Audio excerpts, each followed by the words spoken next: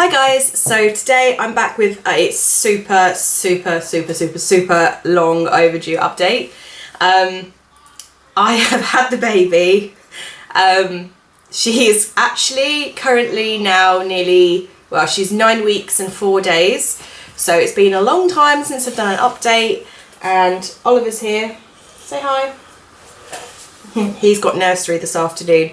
So the baby's currently sleeping, so I thought I would do a quick update and let you guys know, like, I'm still alive, I'm still here, and just obviously touch base with you on what's happened in the last sort of 9 weeks. So I'll take you back to our induction day. That was on the Friday the 31st of March, and I didn't actually give birth until the 2nd of April. So we was in there for 3 days, which was, it was okay.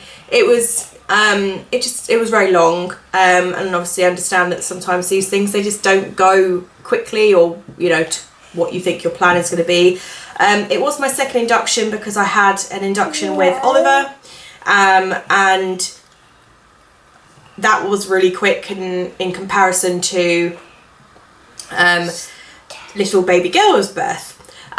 Now, she was born at 9 minutes past 7 on the 2nd of April. So she actually shares her brother-in-law's birthday, so Emily's husband Jack. And yeah, she was 6 pounds 12 ounces when she was born, and we decided to call her Harleigh. So Harleigh, Penelope, Claire. Claire? Yeah, Penelope, Claire are her middle names after both of our mums. And she's currently sleeping right now. Harleigh. Neighbour. Sister. Yeah, your sister. So,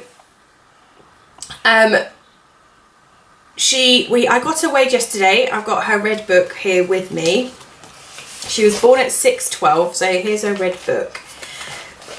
So she was born at 6:12, and she was born at 38 weeks and 2 days. And then at day 5, she went down to 6 pounds 7 ounces, so she lost 150 grams. My life is literally constantly multitasking now. Constantly multitasking. There we go. Just be gentle with it. So yeah, day 5 she went down 150 grams to 6 pounds 7. Then at day 10 she went up to 6 pounds 11. So she gained 130 grams. Day 17 she went up to 7 pounds 1 ounce. Mom. Day 19 she went up to 7 pounds 2 ounces because we had some issues with jaundice. And then at 4 weeks 3 days she did a huge jump to 7 pounds 15 ounces. You have the sock. I don't know, darling. Where's it gone? Is it in the living room?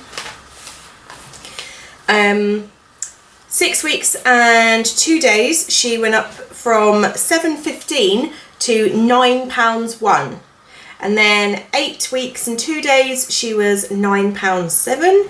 And then as of yesterday, at 9 weeks and 3 days, she is at 9 pounds 14 ounces. So she is just a little thing. She is on the 9th centile line for her weight and her head circumference. She had a head circumference of 32.5 centimetres when she was born, and at her 8-week check she had a head circumference of 37 centimetres, so that is also in the 9th centile. So she is just a little thing. She is so cute.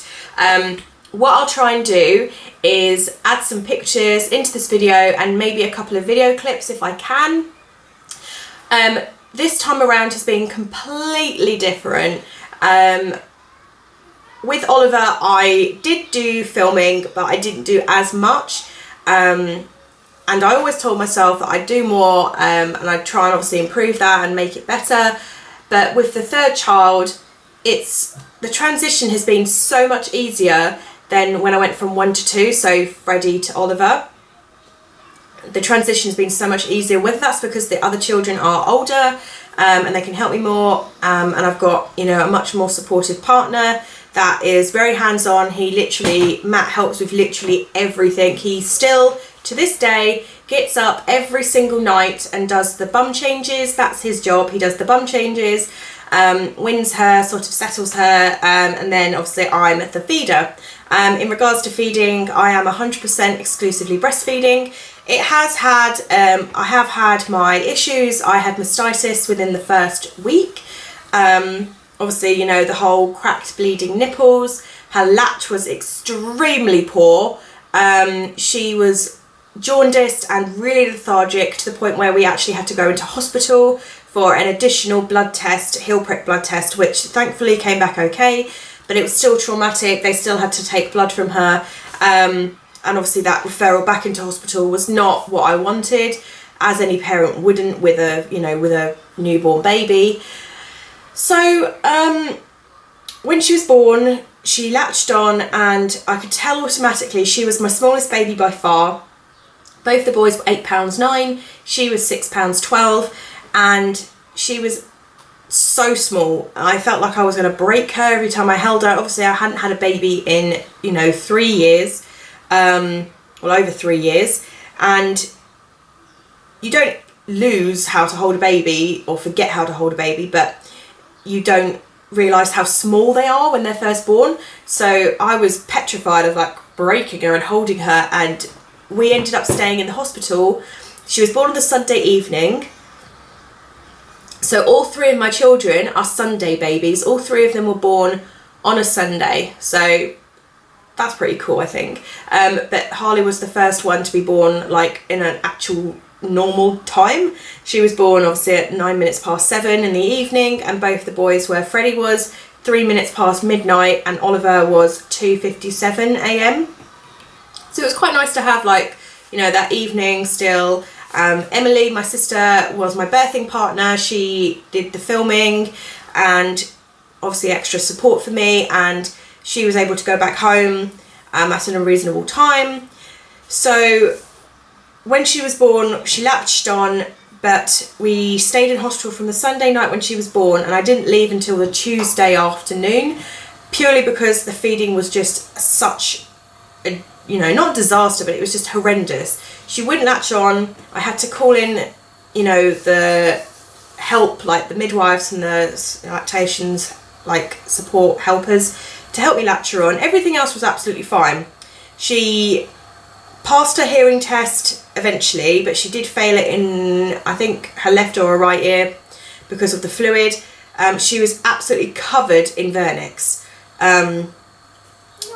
thick vernix. So they think that might have been the reason why she failed her hearing test the first time. But the next day, on the Tuesday when we got tested again, she had passed it, absolutely fine. So yes, she had to feed every 2 hours. We had to, the midwives had me down on a feeding plan. They came in every 2 hours, tried to get her to latch because she was so lethargic. It wasn't that I was incapable of feeding her and I was low on supply or anything like that. It was the fact that she was so tired she would not wake up. The usual tricks of, undressing her, taking her nappy off, because most babies obviously hate that, didn't work with her. She just would not wake up. And when she did wake up, she would have a couple of sucks. So suck, suck, suck, and then she would fall asleep on the breast. So it would be a case of taking her off, changing her again, basically getting her really, peed off, that she would scream bloody murder so that she would then latch on again. So the feeding was just stressful and took forever. The boys did come in to meet her on the Saturday. Oh no, not the Saturday, the Monday, sorry. And that was a bit overwhelming when we were in the hospital, because obviously they're in a hospital environment, they're bored and things like that. but they were so excited to meet their sister, and I've got some pictures of that as well, and that was such a special moment.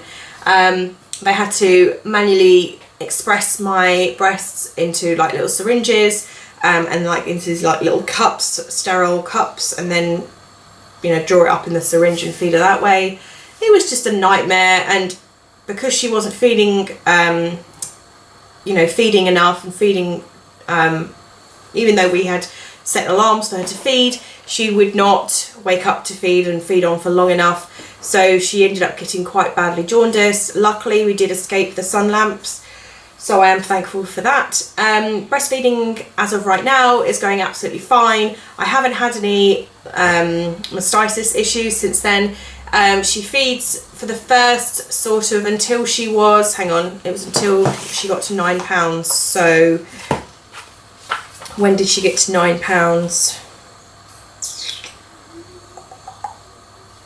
When she was 6 weeks. So all the way up until 6 weeks, we set alarms for every 3 hours at night. During the day, she sort of is more, I was more able to keep on top of feeding her. But at night, until she was 6 weeks old, we set alarms for every 3 hours to feed her. So it was stressful, and it was sort of that added extra pressure of getting her to eat and feed and obviously top up more. When I did have my 8-week check at the doctor's, she'd only gained 6 ounces in 2 weeks, and the doctor obviously wasn't very happy with that. She has gained, but she's sort of slowly gaining. She has had her first cold, bless her, and she's currently got like the aftermath of the cold. She's got conjunctivitis. She's been down the doctor's twice. She's on the saline nasal drops and the booger nose tube sucker thing, and I'm having to use like sterile clean wipes to wipe her eyes and things like that. So the poor thing, she's been through the mill. So that's kind of everything right now. Postpartum wise for me, I did bleed up until probably about 6 weeks as well, like on and off. The after pains were, oh my gosh, they get worse. It's true, they get worse every time. And obviously with the feeding issues and obviously her latching on, and then you just want to bite into, like wood. So I then, get set off with these stomach pains. I did have a couple of days which were quite worrying, where I was getting excruciating stomach pains, to the point where I had to tell the midwife. Usually the midwife discharges you within like the first sort of week, but I ended up having to stay within her care for, I think it was like 2 weeks, because of the pain and the bleeding, because the bleeding stopped and then I got these severe pains and the bleeding started back again. So they were worried about retained placenta product. So, but luckily that resolved itself, thank God. But that was excruciating. I was on ibuprofen and paracetamol for weeks. And I was also taking the, what's it called? Oh, I'll insert the name here if I can't think of it. The stuff to help with the bruising. What's it called? I've got it up here. I've got it up at the back. I can't remember where to get it, but it was the little tablets to help with bruising, like internal bruising. I never tore or anything, so that's 3 births with no tearing whatsoever, which I'm really impressed about. I probably have a very a very wide vagina, but who cares, because I've seen Emily go through tears and things like that, and it doesn't sound like a very exciting experience. So I'm kind of glad for having big vagina or vaginal canal or whatever, I don't know. But yeah, I'm thankful for that. And in my labour footage, there's so many bits of me going, please don't tear, please don't tear. But with the size of Harleigh's head, she literally had like a pea head. It was tiny. So, maybe that's why I didn't tear, who knows. So yeah, that's basically everything. I will show you sort of a postpartum belly if you want to see it. I'm so hungry now on breastfeeding, it's ridiculous. So I'll show you my postpartum belly if you want to. So it's just so flabby, it's ridiculous. But yeah, I'm all back in pre-pregnancy clothes and everything, and I will show you I'll show you Harleigh quickly.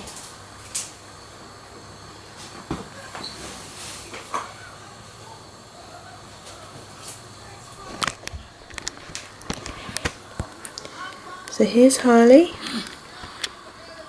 She's wearing a cute little outfit today. Yeah. Here's my daughter. And her nickname is Harleigh P. So yeah, that's my daughter, and I will do another update. I'm hoping to do my labour and delivery soon. And this is my pram, if you didn't know. This is the pram, the Oyster 2, and I love this thing. This is my newest gadget, skip hop like organiser, and then I have the skip hop changing bag with the matching design. So yeah, say bye Harleigh. Bye guys.